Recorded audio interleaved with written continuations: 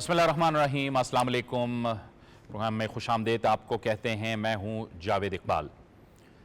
पाकिस्तान की सियासत का आज एक अहम तरीन दिन इस तरह से भी है कि आज साबिक वज़ीर आज़म ज़ुल्फ़िकार अली भुट्टो शहीद की 46वीं बरसी मनाई जा रही है। साबिक वज़ीर आज़म ज़ुल्फ़िकार अली भुट्टो शहीद पाकिस्तान की सियासत में एक कदावर शख्सियत थे। उन्हें पाकिस्तान के आइन का खालिक कहा जाता है। उन्होंने 1973 के आइन के ज़रिए से मुल्क को एक वफाकी पार्लिमानी निज़ाम हुकूमत दिया और आज तक वो निज़ाम चल रहा है। इसके साथ साथ ज़ुल्फ़िकार अली भुट्टो शहीद की पाकिस्तान के एटमी प्रोग्राम के लिए जो खिदमात हैं वो भी नाकाबिल फ़रामोश हैं।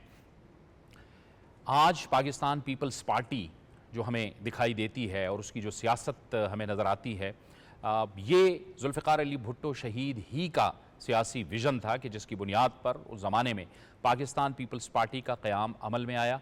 और आज भी पाकिस्तान पीपल्स पार्टी जमहूरियत के ज़रिए अपनी जमहूरी जद्दोजहद के ज़रिए से अपने हुकूक़ हासिल करने और पाकिस्तान की सियासत में वो आगे बढ़ रही है। ज़ुल्फ़िकार अली भुट्टो शहीद ने जब अपनी सियासत का आगाज़ किया था तो उस ज़माने में इश्तराकी आमिरियत का दौर था। हर तरफ इश्तराकी आमिरियत दिखाई दे रही थी। लेकिन ज़ुल्फ़िकार अली भुट्टो शहीद ने पाकिस्तान और दुनिया के मुस्तक़बिल पर, ख़ुसूसन दुनिया के मुस्तक़बिल पर नज़र रखते हुए जमहूरियत का इंतख़ाब किया। और आज भी हम देखते हैं कि पाकिस्तान में जमहूरियत कायम है और जो भी पाकिस्तान के निज़ाम के अंदर 1973 के आइन के तहत पाकिस्तान का जो निज़ाम है उसमें रहते हुए पाकिस्तान की जो सियासी जमातें हैं वो अपनी जमहूरी जद्दोजहद के ज़रिए से अपना जो सफ़र है उसको आगे बढ़ाने की कोशिश कर रही हैं। तो आज ज़ुल्फ़िकार अली भुट्टो शहीद की 46वीं बरसी है और पाकिस्तान की सियासत में ज़ुल्फ़िकार अली भुट्टो शहीद की सियासत ने अनमिट नक़ूश छोड़े हैं। अब हम पाकिस्तान की जो इस वक्त मौजूदा सियासत है उस हवाले से भी अपने प्रोग्राम में बात कर लेते हैं। और पाकिस्तान की मौजूदा जो सियासत है उसमें हम देखते हैं कि एक तरफ हुकूमत और इत्तेहादी हैं, दूसरी तरफ पाकिस्तान तहरीक इंसाफ है। इनमें मुज़ाकरात की बातें तो चलती रहीं। हमने देखा कि पाकिस्तान की सियासत में बड़ी तलख़ी थी। मुज़ाकरात की बातें हुई, मुज़ाकरात भी हुए, लेकिन फिर उसके बाद पाकिस्तान तहरीक इंसाफ मुज़ाकरात से निकल गई। हुकूमत की कोशिश ये थी कि वो अपोजिशन को, तहरीक इंसाफ को वो इंगेज करे, क्योंकि मुल्क में सियासी इस्तेहकाम पाकिस्तान के माशी इस्तेहकाम के लिए बहुत ज़रूरी है। माशी इस्तेहकाम इसलिए भी ज़रूरी है कि हमने देखा कि गुज़िश्ता कुछ सालों में पाकिस्तान को बहुत से माशी चैलेंजेस का सामना करना पड़ा और पाकिस्तान डिफ़ॉल्ट के वर्ज पे था। लेकिन हाल ये अल्लाह ताला का लाख लाख शुक्र है कि पाकिस्तान उन ख़तरात से भी निकला और पाकिस्तान माशी लिहाज से कुछ आगे बढ़ा।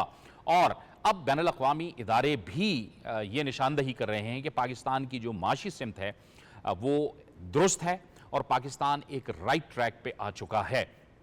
अब जो चैलेंजेस हैं, अवाम के लिए जो चैलेंजेस थे, महंगाई के जो चैलेंजेस थे, उससे नवरदाज़मा होने के लिए भी ज़ाहिर है कि हुकूमत पे ये ज़िम्मेदारी आयद होती है और हुकूमत को इन तमाम मामलात का इदराक होना भी चाहिए, क्योंकि अवाम उन्हें मुंतखब करके ऐवानों में भेजते हैं ताकि उनके मसाइल का हल हो। हुकूमत ने एक बहुत बड़ा और अहम फ़ैसला किया है और वो फ़ैसला है बिजली की कीमतों में कमी का। जो घरेलू सार्फिन हैं उनके लिए 7 रुपये 41 पैसे का फ़ैसला किया फ़ी यूनिट कमी की। इसके साथ साथ ये कमी जो तिजारती सार्फिन हैं, जो सनती सार्फिन हैं, उनके लिए भी किया गया 7.59 और मजमूई तौर पर 3,696 अरब रुपए की बचत की गई है। इससे बचत होगी, ये हुकूमत कहती है।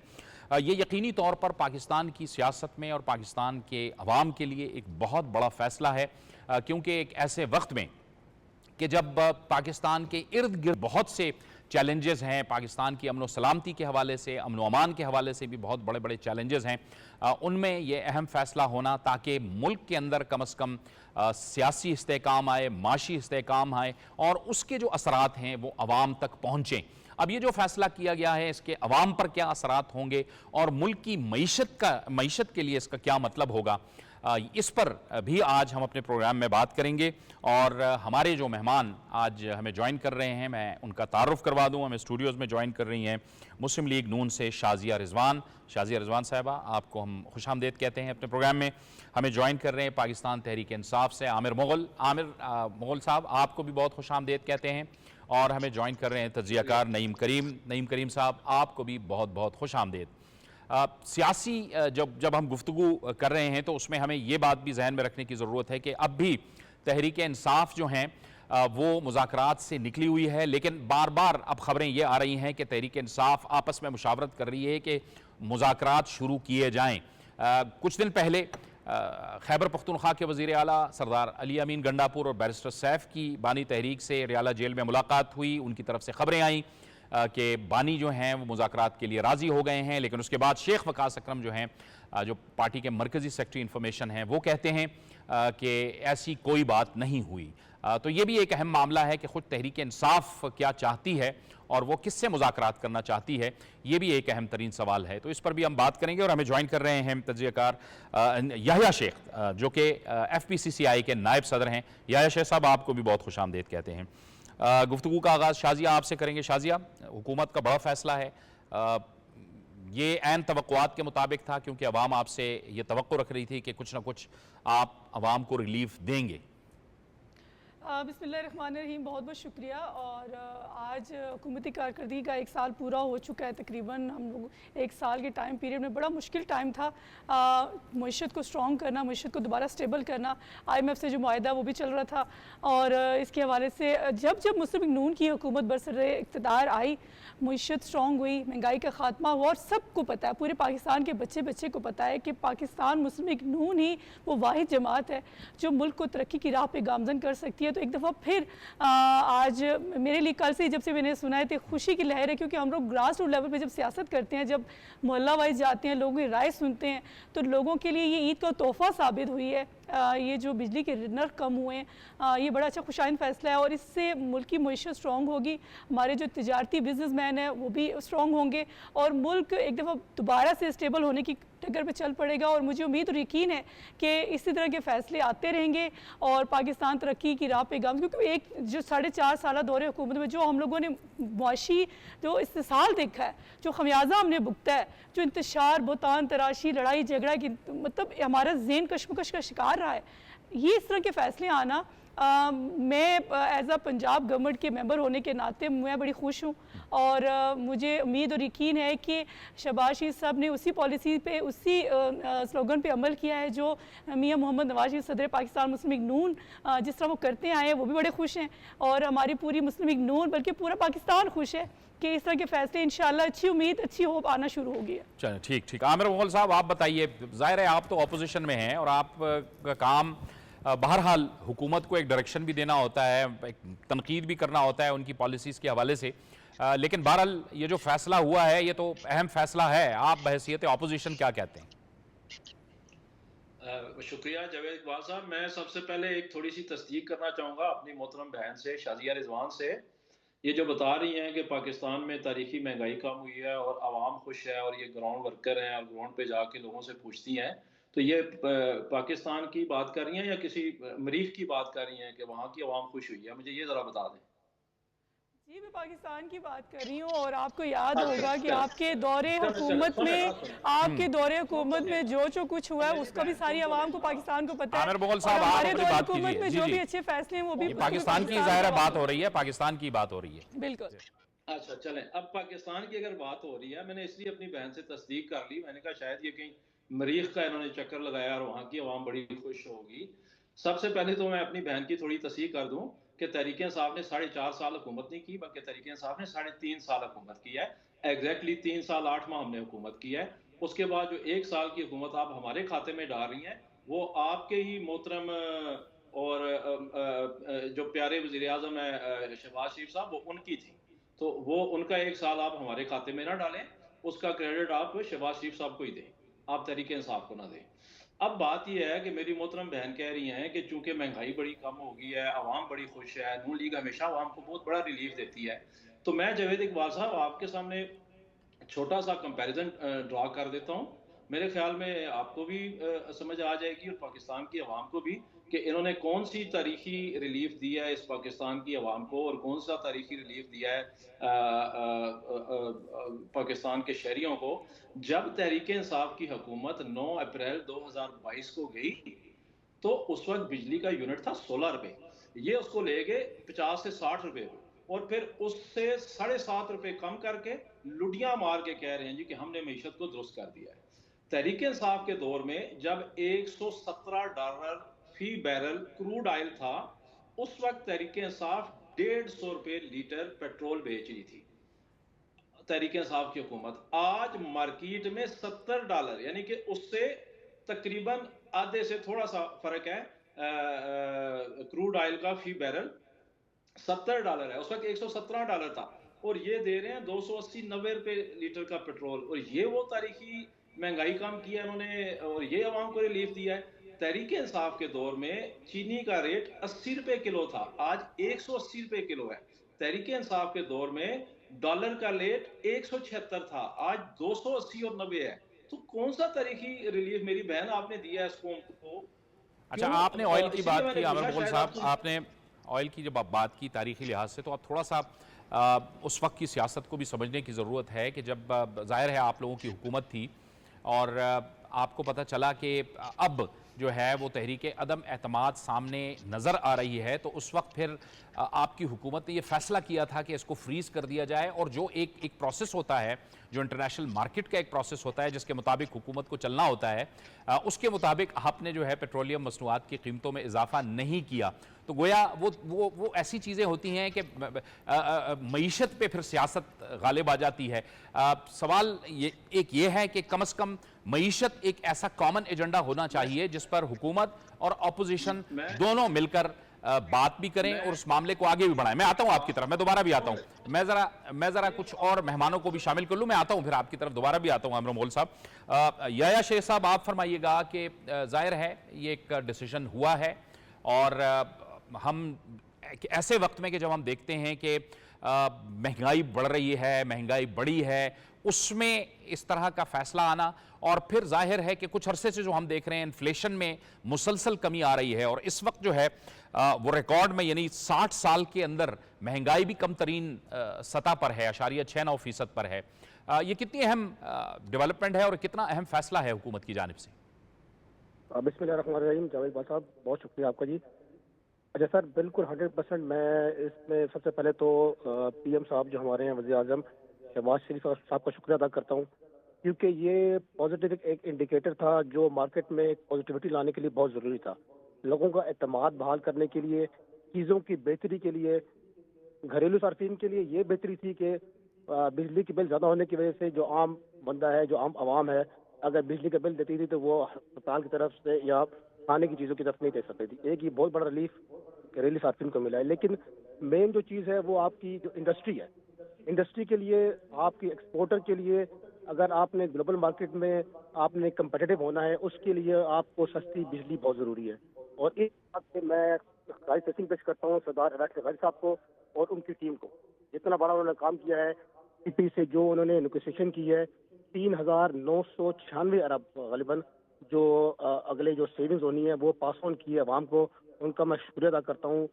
ट्रेडर्स की तरफ से, एक्सपोर्टर्स की तरफ से, सनतकारों की तरफ से हम शुक्रिया अदा करते हैं हुकूमत का और सारी उनकी टीम का, जिन्होंने दिन रात मेहनत करके काम किया। मैं हमारी कुछ मीटिंग्स होती रही उनसे और हमारी तकरीबन सारी बातें मानी गई, और मैं कहता हूँ कि ये जो इकोनॉमी के लिए पे ऊपर बहुत अच्छा इसका असर होगा, और लॉन्ग टर्म आप देखेंगे कि इससे आपकी प्रोडक्शन बढ़ेगी और आपकी जॉब्स इंक्रीज होंगी, और बेहतर एक आपका जो इंटरनेशनल बायर है उसको बेहतर प्राइस मिलेगी, तो ऑटोमेटिकली आपके जो एक्सपोर्ट्स है उस पर नंबर अच्छे आएंगे।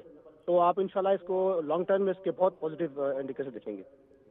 यश साहब, ये एक ऐसे वक्त में हुकूमत का फैसला सामने आया है कि जब दूसरी तरफ हम देख रहे हैं कि अमरीकी सदर ने, जाहिर है बहुत से ममालिक पे, 160 से ज़ायद ममालिक पे उन्होंने टैरिफ आयद किया है, पाकिस्तान पे 29% टैरिफ आयद किया है।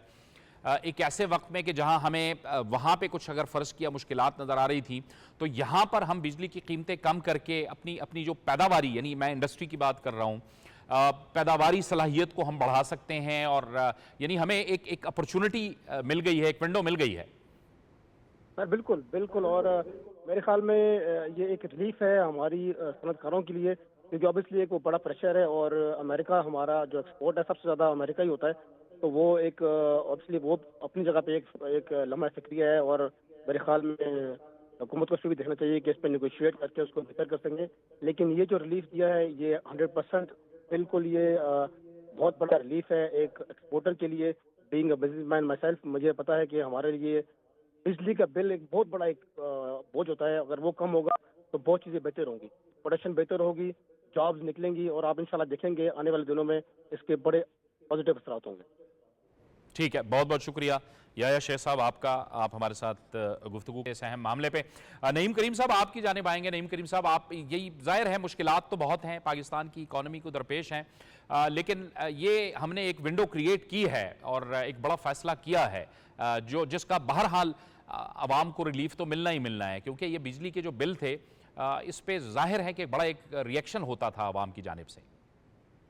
जी बेशक ऐसी बात है। देखिए इकोनॉमिक्स की मद में अगर देखा जाए इतमाद की बहाली सबसे बड़ी बात जो है, ये IMF के साथ जो कंडीशंस तय पा रही हैं उसके पीछे जो बैकग्राउंड है वो तो वही है ना कि इतमाद आपका बहाल हुआ है।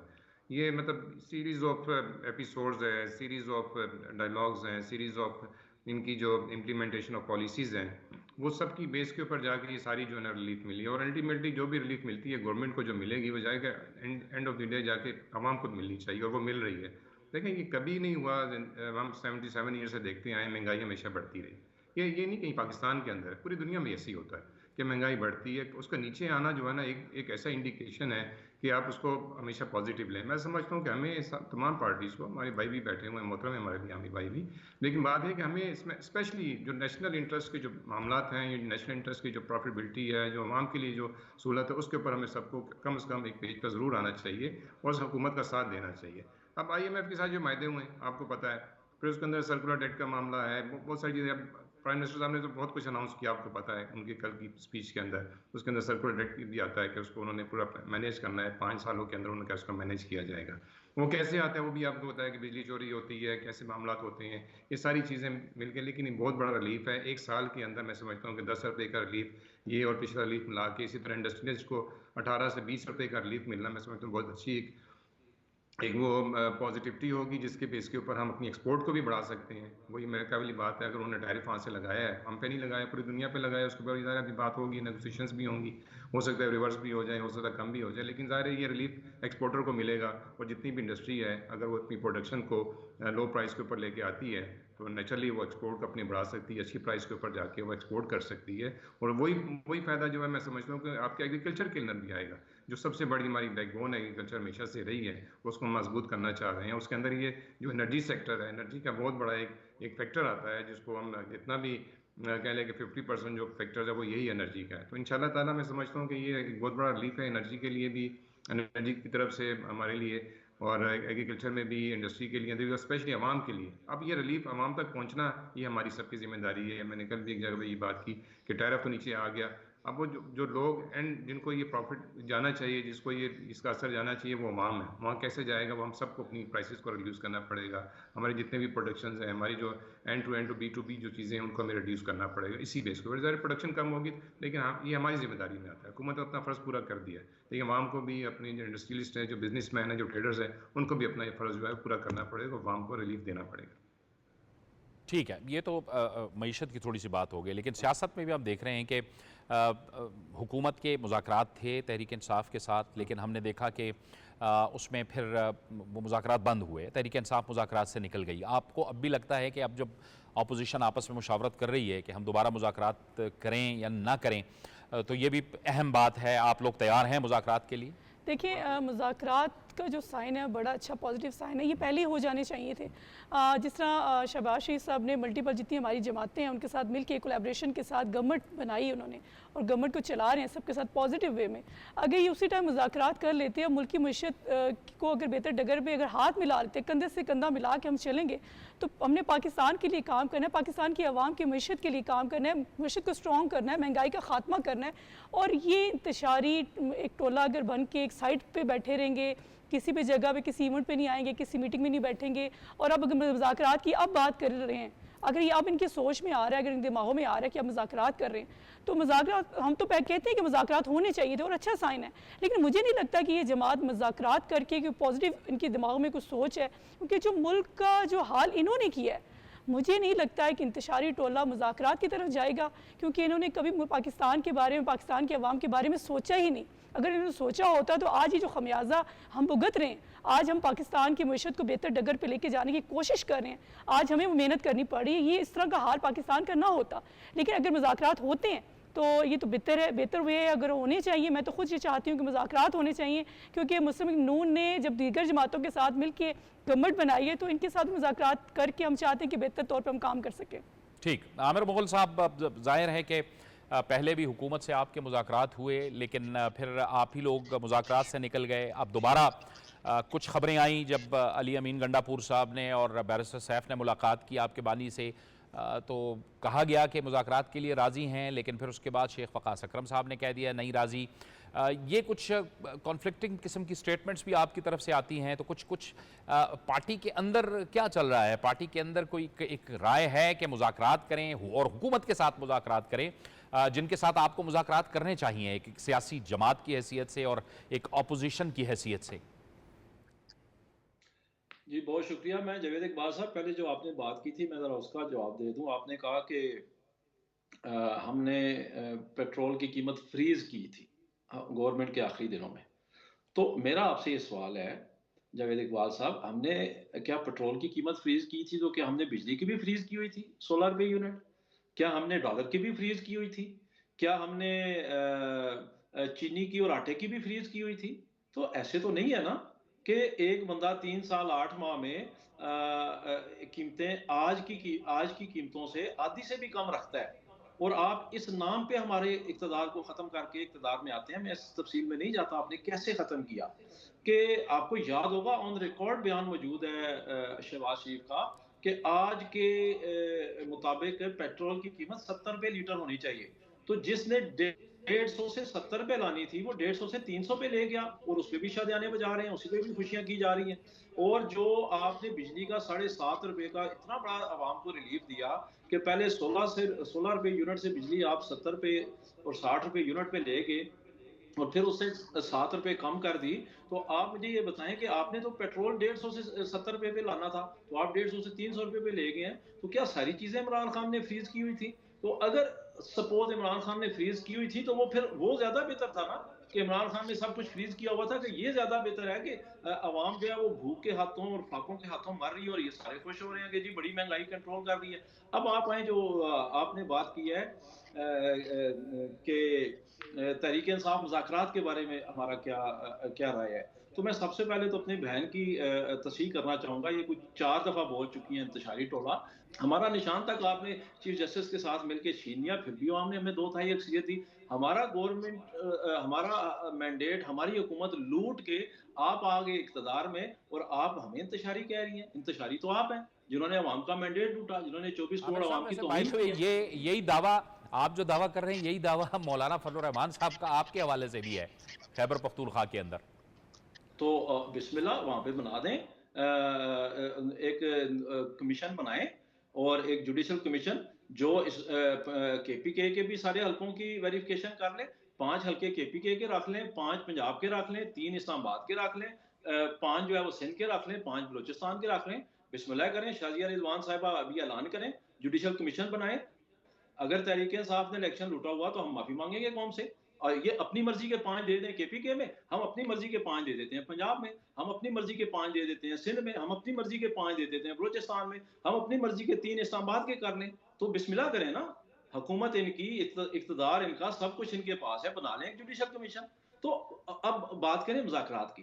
देखिए मुज़ाकरात, याद रखें जावेद इकबाल साहब, मुज़ाकरात हमेशा ताकत जो है वो ताकत के साथ करती है। ये कहना तो आसान है, लेकिन आप देखें, आप अपोजिशन सियासी जमात हैं, इस्टेब्लिशमेंट का किरदार जो है वो खुद कहती है कि वो एक आईनी किरदार है, वो किसी भी सियासी मामले में नहीं आना चाहती। ये आप बार बार यही बात करते हैं कि हमने उनके साथ मुज़ाकरात करने हैं।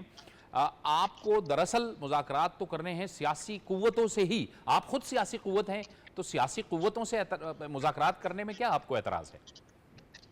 तो मैं यही तो जवेद साहब आपसे गुजारिश कर रहा हूँ, मांगे तांगे की हुकूमत, खैरात की हुकूमत, लूट मार की हुकूमत, लूट के माल की हुकूमत, तहरीक इंसाफ की लूटे हुए मैंडेट की हुकूमत, ये कैसे दावा कर सकती है कि हमारे पास अवामी मैंडेट है? थोड़ा सोचना चाहिए जवेद इकबाल साहब इस बात को। सारी दुनिया को पता है ये कैसे अवामी इक़्तिदार मैंडेट में तो आया है। ये तो जब आमिर मुग़ल साहब, मैं ये कमेंट दे के फिर मैं शाजिया साहिबा से भी रिस्पांस ले लूँ, फिर मैं नईम करीम साहब की जानिब जाऊँगा। कुछ मीसाक मईशत के हवाले से भी हम बात कर लें कि एक ऐसे वक्त में कि जब तहरीक इंसाफ का बहुत बड़ा गलगला था, और वो किस वजह से था वो हमने देखा।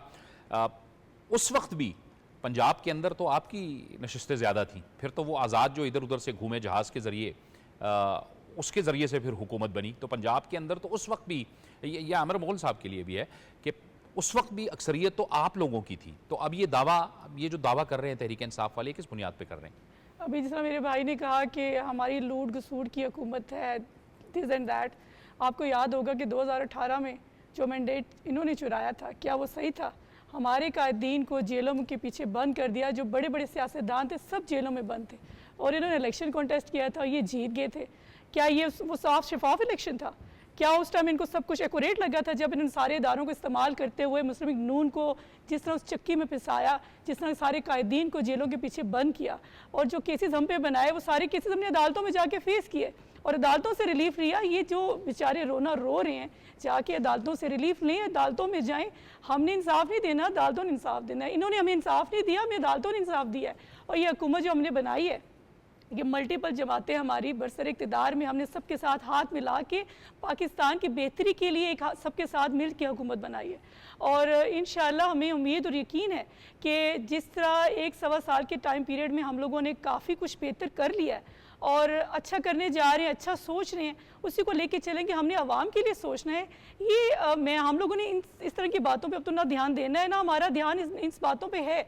आपको पता है जिस तरह शहबाज शरीफ साहब प्राइम मिनिस्टरशिप की जब उन्होंने सीट संभाली, तो जिस तरह पॉलिसीज़ को लेके पाकिस्तान को, मईशत को स्ट्रॉन्ग कर रहे हैं। CM पंजाब मरीम नवाज शरीफ साहब ऐसा पंजाब के लिए इतने अच्छे अच्छे इनिशिएटिव्स उठा रही हैं और अवाम बड़ी खुश है। आपको नज़र आ रहा है कि 1-1.25 साल के टाइम पीरियड में कभी हिस्ट्री में ऐसे नहीं हुआ कि CM पंजाब, कोई भी CM आया उसने पंजाब के लिए कुछ अच्छा सोचा हो। लेकिन हर एक दिन वो नए इनिशिएटिव्स उठाए जा रहे हैं आवाम की बेहतरी के लिए, सेहत के हवाले से, इंफ्रास्ट्रक्चर के हवाले से, सुथरा पंजाब के हवाले से आवाम के लिए बेहतर से बेहतर तौर पे काम हो रहा है। तो खुश होना चाहिए और मैं चाहती हूँ कि पॉजिटिव वे में पॉलिटिक्स को लेके चलना चाहिए। ये इंतशारबाजी, ब्लेमिंग, बहुतान तराशी, इससे अब बच जाना चाहिए। मेरे भाई को चाहिए कि अब अच्छे आइडियाज़ हमें भी दे, हम भी कुछ बेहतर कर सकें। ये कुछ करते आ रहे हैं, उस चीज़ को अब आगे लेके ना चले। अब आवाम इस चीज़ की मुतमिल नहीं हो सकती। अब आवाम चाहती है कोई बेहतर हो, आवाम खुश होना चाह रही है, आवाम खुशी का एक लहर दौड़ गई आवाम के अंदर।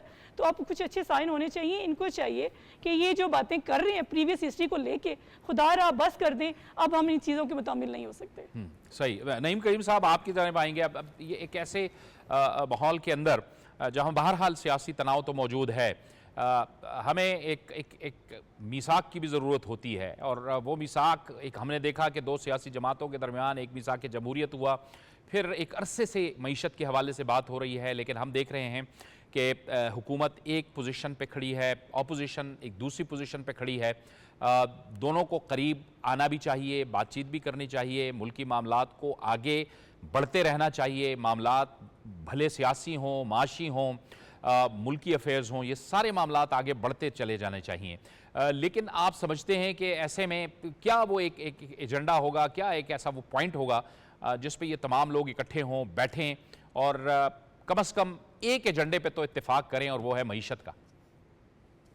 जी बिल्कुल ऐसे ही है। पाकिस्तान की बका जो है वही एजेंडा है ना। इसके अंदर मईशत भी आ जाती है, इसके अंदर पॉलिटिकल स्टेबिलिटी भी आ जाती है, इसके अंदर जो हमारे हालात आजकल बने हुए हैं, दहशतगर्दी को हमने चैलेंज जो हमें दरपेश है उसको भी मुकाबला हमने करना है, वो मिलकर ही हम कर सकते हैं। KPK में है या बलूचिस्तान के अंदर मखलूत हुकूमत है और KP के अंदर PTI हुकूमत है, लेकिन है तो पाकिस्तान का हिस्सा। तो मैं समझता हूँ कि वो नेशनल इंटरेस्ट के जितने भी हमारे पास एजेंडा उस पर हमें इकट्ठा होना पड़ेगा। और स्पेशली जो इकॉनमी है हमारी है, जो मीशत उसके ऊपर तो हमें एक पेज पे लाजमी आना पड़ेगा। भाई की थोड़ी सी करेक्शन मैं करना चाहूँगा, मुझे थोड़ा सा ताज्जुब हुआ जब मैंने 18 रुपये का यूनिट कहा, तो ये 2022 की फिगर्स जो मेरे पास जो मुझे नज़र आती हैं डेटा में, वो 27 रुपये से लेकर 48 रुपये तक जो है ना डिफरेंट रेंजेस के अंदर रही हैं ये, मतलब कंज्यूमर्स के हिसाब से होती थी कितने यूनिट्स का कंज्यूमर था।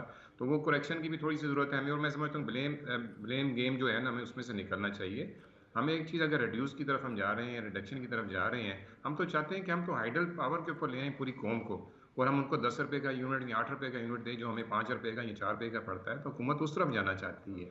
हम तो IPPs के जो मायदे हैं वो आज के नहीं हुए, हर हुकूमत के दौर में हुए हैं। PTI के दौर में भी IPPs के उनके साथ वायदे हुए हैं, मुस्लिम लीग नून के भी हुए हैं, पीपल्स पार्टी के दौर में हुए हैं। तो इन मायदों को रीनेगोशिएट करना वो भी एक बहुत बड़ा चैलेंज था, जो कि अब इस हुकूमत ने आके वो उसको कबूल किया है और वो किया जा रहा है। मतलब 80 to 83 के करीब IPPs है जिनके साथ रीनेगोशिएशंस हो रही हैं, प्राइसेस के ऊपर, टैरिफ के ऊपर, एनर्जी के ऊपर। ये सारी चीज़ें जो है ना मैं समझता हूँ कि पॉजिटिव साइन है। इसके ऊपर हमारे भाई को क्या पूरी पार्टीज़ को साथ बैठना चाहिए। एक पार्टी जो है वो सिर्फ अलहदा से है, बाकी 90% लोग जो हैं, जो जितनी भी इदारे हैं वो एक तरफ चल रहे हैं। तो मैं समझता हूँ कि सबको मिल के बैठ के मईशत के हवाले से ज़रूर बात करनी चाहिए। IMF आया है, वो गवर्नर्स की बात कर रहा है, वो यहाँ पे की बात कर रहे हैं, हमारे गवर्नर्स को ठीक करने के लिए हमें एडवाइस कर रहा है। तो हमें भी मिलकर बैठना चाहिए, हमें गवर्नर्स को ठीक करना चाहिए, सारे सूबों के अंदर बेहतर जो है रिफॉर्म्स लाने चाहिए हमें उसके अंदर।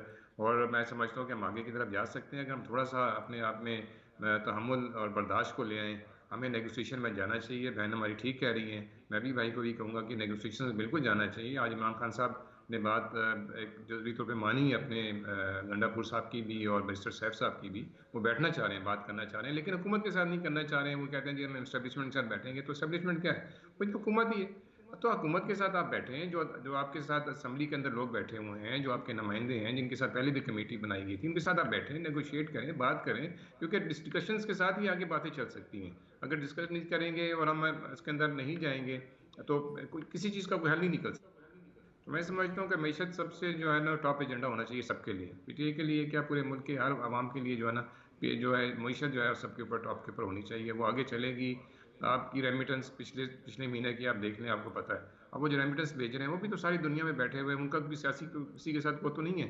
अभी वो रिकॉर्ड रेमिटेंस आई है पिछले महीने में, आपको पता है 3 पॉइंट समथिंग बिलियन की रेमिटेंस जो हुई हैं पिछले माह के अंदर। तो वो पाकिस्तान की मैशत का हिस्सा है, हर बंदा कंट्रीब्यूट करना चाह रहा है उसके अंदर पाकिस्तान की मैशत को बेहतर करने के लिए। तो अपोजिशन को भी चाहिए कि उसके अंदर अपना जो है वो किरदार अदा करे। नईम साहब, ये जो टैरिफ की बात हुई, अमरीकी सदर ने जो टैरिफ आयद किया है, इससे भी आपको लगता है कि हमें कुछ और भी, ज़ाहिर है ये एक बड़ा चैलेंज तो है, लेकिन अपॉर्चुनिटीज़ हमें मिल सकती हैं। हम उन ममालिक को एक्सप्लोर कर सकते हैं जहां हमारी तिजारत कम है या जिनके साथ हमारी जो ज़ाहिर है दो तरफ़ा तिजारत है उसमें कमी है। बहुत से ऐसे रीजन हैं, यानी सेंट्रल एशियन रिपब्लिक्स हैं, कैरिक रीजन्स हैं, बहुत से और रीजन्स भी हैं जहाँ पर हम अपने लिए कुछ मौक़े तलाश कर सकते हैं। स्पेशली आजकल आपको पता है गए हुए हैं हमारे जो फॉरेन मिनिस्टर है, जो वो भी गए हुए हैं अज़रबैजान की तरफ गए हुए हैं, इसके पहले प्राइम मिनिस्टर भी गए हैं। तो जितनी भी हमारे पर ये साउथ ईस्ट एशिया की जितनी भी कंट्रीज़ हैं उस तरफ हम रुझान कर सकते हैं। हमें ज़रूरी नहीं है कि हम अमेरिका के साथ ही करें कि अमेरिका ने टैरिफ को अपने अप्लाई किया ना, बाकी मुल्कों में तो नहीं है। यूरोपियन कंट्रीज़ जो है सबसे बड़ा हमारे पास जो है बायर इस टाइम के ऊपर एग्रीकल्चर प्रोडक्ट्स का, वहाँ पे जा सकते हैं। UK हमारे पास है, फिर हमारे पास अफ्रीका हमारे पास मौजूद है। तो मैं समझता हूँ कि हमें खाली अमेरिका के ऊपर इंसान नहीं करना चाहिए। सबसे बड़ी है कि चाइना हमारे साथ खड़ा है, हमें जितनी भी रॉ मटेरियल में दुश्वारियाँ होती हैं हमेशा से उन्होंने हमारा साथ दिया है। और हमारी अगर प्राइस कम होती है एक्सपोर्ट के अंदर तो हम दोबारा से उसी लेवल पे जा सकते हैं जिस लेवल पे पहले हम एक्सपोर्ट करते हो। जो प्राइम मिनिस्टर साहब टारगेट कर रहे हैं एक्सपोर्ट को इस साल के लिए और नेक्स्ट ईयर के लिए, तो मैं समझता हूँ कि एक बहुत बड़ी अचीवमेंट होगी उसके अंदर। IT की एक्सपोर्ट बहुत ज़्यादा है, आपको पता है कि वो 10 बिलियन के ऊपर लेके जाना चाह रहे हैं। अभी करंट जितनी भी 2 बिलियन के ऊपर हम बैठे हैं। तो सारी मिलके मैं समझता हूँ कि चीज़ों को हम आगे बढ़ा सकते हैं। और ये मलेशिया की बात कर रहे हैं या मिडिल ईस्ट की हम बात कर रहे हैं या हम सऊदी अरेबिया की बात कर रहे हैं, तो हमें इन कंट्रीज़ के ऊपर ज़्यादा जो है ना तवज्जो देनी पड़ेगी कि हम यहाँ पे अपनी एक्सपोर्ट को बढ़ाएं। यहाँ से हम ज़्यादा इन्वेस्टमेंट को जो है, क्योंकि इन्वेस्टमेंट भी हमारे पास पता है इन्हीं कंट्री से ज़्यादा हमारे पास आ रही है, UAE की तरफ से आ रही है, सऊदी अरब की तरफ से आ रही है। तो हमें चाहिए कि एक्सपोर्ट को इन्हीं कंट्रीज़ के साथ हमें बायलैटरल जो हमारी बिजनेस रिलेशनशिप है उसको बढ़ाया जाए। बायलैटरल जो है वो ज़्यादा बेहतर होता है। ईरान हमारे साथ मौजूद है, हम उनके साथ वाटर ट्रेड के ऊपर हम गए थे पहले। तो अभी भी हमारे पास बहुत बड़ा कंज्यूमर है हमारी एग्रीकल्चर प्रोडक्ट्स का, तो ईरान के साथ हम ट्रेडिंग कर सकते हैं, बहुत बेहतर ट्रेडिंग कर सकते हैं। ठीक है, ठीक है। आमिर मुग़ल साहब, आप बताइएगा, ज़ाहिर है कि आप तहरीक इंसाफ की हुकूमत है, एक सूबे के अंदर खैबर पख्तूनख्वा में आपकी हुकूमत है, यहाँ पे आपकी बहुत बड़ी अपोजिशन है, आप निज़ाम का हिस्सा हैं, तो पार्टी के अंदर कोई ऐसी कितनी सोच या फ़हम पाई जाती है कि मामलात जो हैं बजाय जारहाना सियासत, ज़ाहिर है वो हर सियासी जमात का आइन और कानून के अंदर हक़ होता है, और वो सियासत होती भी ज़ाहिर है कि जब इलेक्शन करीब आते हैं तो उस वक्त होती है, लेकिन कम अज़ कम इस बात के हवाले से कितनी फ़हम पाई जाती है पार्टी के अंदर कि बहरहाल सियासी क़ुव्वतों के साथ बैठ कर आपने मुज़ाकरात करने हैं और आगे बढ़ना है? देखिए जावेद इकबाल साहब, शायद आप मेरा पॉइंट समझ नहीं रहे या मैं समझा नहीं सका अभी तक। मेरी बहन ने अभी कहा कि 2018 में क्या हुआ था, तो मुझे बता दें 2018 में क्या नॉमिनेशन पेपर छीने गए थे? क्या 2018 में किसी पार्टी से सिंबल उसका छीन लिया गया था? क्या 2018 में 547 और अपोजिशन को 545 की तहफ़्फ़ुज़ात रहते हैं, इस बात की सुन समझ लें है ना, सुन लें, कि सुन लें तहफ़्फ़ुज़ात साहब, रहते पहले मेरी बात है, हैं ऐसे नहीं जमातों को। होता। आप ज़मीन और जो आसमान को जीतती एक है समझ उसके लें भी ना। मसाइल होते हैं, जो हारती है उसके भी सुन मसाइल लें होते ना, हैं, लेकिन अब सुन आप लें ना, मुल्क को आगे लेके चलना है, आपने भी आगे सुन चलना है, लेना, मुल्क को अब भी आगे लेके चलना है। मुल्क को आगे कैसे लेके चलना है, मैं इसी की तरफ आ रहा हूँ ना। लेकिन आप 2018 को 2024 से ना मिलाएं, एक बात। दूसरी बात, मैं आपको ऑफर करता हूं कि आप उसी जुडिशियल कमीशन के तहत 2018 का भी ऑडिट करवा लें इलेक्शन का, और 2024 का भी करवा लें। हम कब कहते हैं कि आप 2018 का ना करवाएं? दूध का दूध, पानी का पानी होना चाहिए। हमारा ये दावा है कि 2018 में भी हमारे मैंडेट पे डाका डाला गया है और हमारी सीटें 25 से 30 कम की गई हैं। तहरीक इंसाफ को एक वाज़ेह अक्सरियत देने से रोका गया है। तो हमारे साथ तो उस वक्त भी ज्यादती हुई है तहरीक इंसाफ के साथ। तो आप ऐसे ना करें कि जमीन और आसमान को बराबर कर दें। दूसरी बात मेरी बहन ने कही, बड़ी दिलचस्प बात कही है जावेद इकबाल साहब, इन्होंने, आपने इनकी बात पे गौर करना है। इन्होंने कहा है कि गुज़िश्ता 1 से सवा साल में मरियम नवाज ने पता नहीं कौन सा, खैर वो तो इनको पता होगा कि उन्होंने कौन से ऐसा चमत्कार किया है कि अवाम उनसे खुश है। इन्होंने कहा कि इससे पहले कोई भी वज़ीर आला ऐसा काम नहीं कर सका। तो मोहतरमा, आपकी याद दहानी के लिए, इसमें तहरीक इंसाफ का दौर तो 3 साल 8 माह का है, तो बाकी तो 3 दफा छोटे मियाँ साहब और 2 दफा बड़े मियाँ साहब वज़ीर आला रहे हैं। तो आपका मतलब है आपने उनकी मेहनत पे भी पानी फेर दिया, उन्होंने कुछ अच्छा किया या बुरा किया? आपने कहा ऐसे पहले तो पंजाब में कोई वज़ीर आला आया ही नहीं जिसने काम किया हो। आमिर तो साहब, एक पॉइंट आप ले ले, एक एतराज़ ले ले जो मेरा अपना भी ज़ाती एतराज़ भी है कि पंजाब के लिए आपकी जमात का और आपके बानी का विजन जो था वो ये था कि उनके पास अपना कोई तहरीक इंसाफ से कोई वज़ीर आला नहीं था, यानी उस्मान बुज़दार जो है वो वज़ीर आला उसको बनाया गया। जी जी शाजिया, वक्त कम रह गया तो आपने पॉइंट कह दिया, मैं ज़रा शाजिया से जी, वो इनका वज़ीर आला था। मैं असल में उसी की बात कर रही थी। इनका वसीम अकरम प्लस जो था, इनका कैंडिडेट जो था, सीएम पंजाब रहा है, जिसको जब पूछा जाता था कारकर्दगी का तो कहता था मैं सीख रहा हूँ। जिसको कारकर्दगी का पता, जिसको पता ही नहीं था कि सीएम के इख्तियारात क्या होते हैं, सीएम का विजन क्या होता है पंजाब के हवाले से, और जो ये खमियाजा भुगत रहे हैं, आज पंजाब तरक्की की राह के डगर पे चल पड़ा है। मैं तो पर्सनली ये कहना चाहती हूँ कि ये मेरे भाई को ज़रा थोड़ा शायद हिस्ट्री में कुछ ज़्यादा, शायद इनमें गम और गुस्से की जो लहर इनके अंदर दौड़ रही है, ये शायद उसका इजहार कर रहे हैं। लेकिन पंजाब के हवाले से हम ग्रास रूट लेवल पे सियासत करते हैं, हम गली मोहल्लों में जाते हैं, हम लोगों की राय का एहतराम कर रहे हैं। जो सेहत के हवाले से अभी जो रमज़ान निगहबान पैकेज के जो हम लोगों ने चेक डिस्ट्रीब्यूट किए हैं, मैं आपको बता नहीं सकती कि जो इन्हीं की पार्टी के लोग ज़्यादा उस लाइन में शामिल थे और इन्हीं लोगों ने ज़्यादा चेक्स लिए हैं। आज ये बातें करते हैं। धीर आने के प्रोजेक्ट का भी हिस्ट्री में सुना है कि आपके जो बच्चियां घरों में बैठी शादी का इंतजार करती रहती थी, इनके पास पैसे नहीं होते थे। हुकूमत के लिए तमाम जमातें बराबर होती हैं, एग्जैक्टली, हमने कोई स्पेसिफिक कोई लाइन नहीं रखी, कोई बॉर्डर नहीं रखा, हमारे लिए सब बराबर है। सीएम पंजाब मरियम नवाज साहिबा के जो इनिशिएटिव्स हैं, सेहत के हवाले से कभी आपने सुना होगा कि एयर एम्बुलेंस का इजरा किया गया हो? सेहत के हवाले से कभी मुफ्त अद्वियात आवाम की दहलीज पर उनके घरों में मुफ्त अद्वियात मिलती हों? ये मेरे भाई शायद अपने गम का इजहार किया है। इन्हें कुछ अच्छी चीज़ों को भी अप्रिशिएट करना चाहिए। अच्छी चीज़ें कोई भी जमात करे उसको अप्रिशिएट करना चाहिए। वक्त भी खत्म हो रहा है। बहुत बहुत शुक्रिया शाजिया रिजवान साहिबा आपका, आमिर मुग़ल साहब आपने हमें ज्वाइन किया, आपका भी बहुत शुक्रिया। नईम करीम साहब आप बहुत बहुत शुक्रिया। पाकिस्तान की सियासत के अंदर करार की, सुकून की ज़रूरत है। यहाँ पर ज़ाहिर है हुकूमत की कुछ जिम्मेदारियाँ होती हैं, आवाम की उससे तवक्कुआत होती हैं। हुकूमत उन तवक्कुआत पर पूरा उतरने की कोशिश करती है और इसी को लेके हुकूमत ने यह फ़ैसला किया है कि बिजली की कीमतों में कमी की जाए और आवाम जो है इसको खुशाइन करार दे रहे हैं। तहरीक इंसाफ अपोजिशन है, उसको अपना अपोजिशन के लिहाज से अपना किरदार अदा करना होगा, मस्बत किरदार अदा करना होगा, जो अभी तक वो नहीं कर पाई। पाकिस्तान को हर सूरत आगे ही बढ़ना है। जावेद इकबाल को इजाज़त दीजिए, अल्लाह हाफ़िज़।